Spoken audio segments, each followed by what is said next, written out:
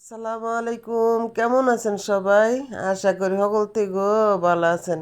আজকে আমি এমন বড় বড় চিংড়ি মাছটি দিয়া কেমনে একেবারে কষি বুঝছেন, একেবারে কষি একটা জালি কুমড়া দিয়া আমাকে দেশে কয় চাল কুমড়াটা আসরে কত নাম দিয়ে শিখলাম, কয় জালি কুমড়া। যাক আপনারা যেটা বুঝেন এই চাল কুমড়াটা দিয়া তারপরে কি চিংড়ি মাছ দিয়া তারপরে রানবো এটা খালি চাইয়া থান খালি কেমনে রান্ধি। কয় না দেশের ভাষা ভুলন যায় না গো, দেশের ভাষা ভুলন যায় না। যত এটা হাসর থাই, আমেরিকা থাই, জাপান থাই, সুইডেন থাই, কোনো লাভ নাই। দেশের যে একটা ভাষা, এই ভাষা জীবনও ভুলতে পারতাম না।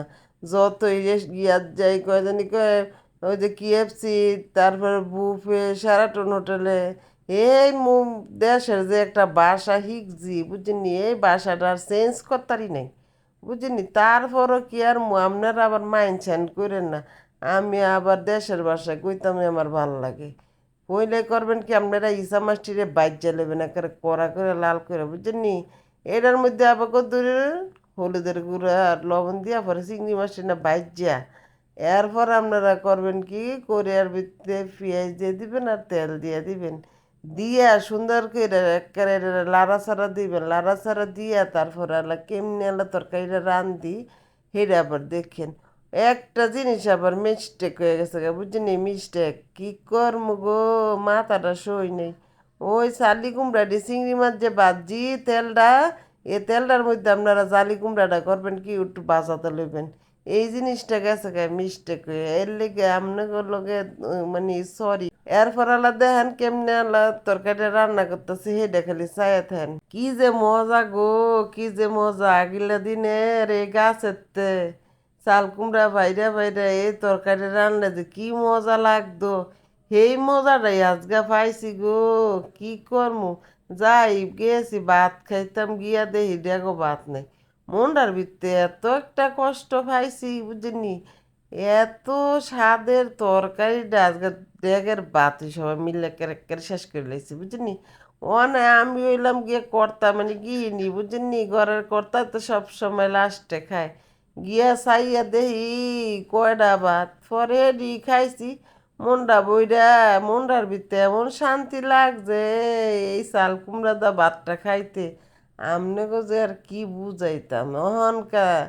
আপনারা এমনি রানবেন, রাইনটা যদি মজা না হয় ফরেল আমারে কইবেন। দেন একের মশলাটা কি সুন্দর করে টকবক টকবক করতেছে। এরপরে আলা করবেন কি জালি কুমড়াটি দিয়া দিবেন, জালি কুমড়াটি না দিয়া এরপরে সুন্দর করে কষা নেবেন। দেখছেন আমি হালকা একটু লবণ হালকা একটু হলুদের গুঁড়া দিয়া করলাম জালি কুমড়াটি বাইজা লইছি। বাজলে কি একটু মানে একটু নরম হয়, নাহলে তো এটা আবার একের খারিয়ে থাকবো বুঝেন না। যারে যেমনি নোয়ান যায় হ্যাঁ হেমনি নোয়ান লাগে।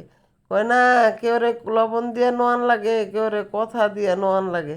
এরে বুঝ না করবেন না, আবার তরকারির জায়গাত কথা দিয়েন না, কথার জায়গাত লবণ দিয়েন না, তৈলে গেলাম সমস্যা।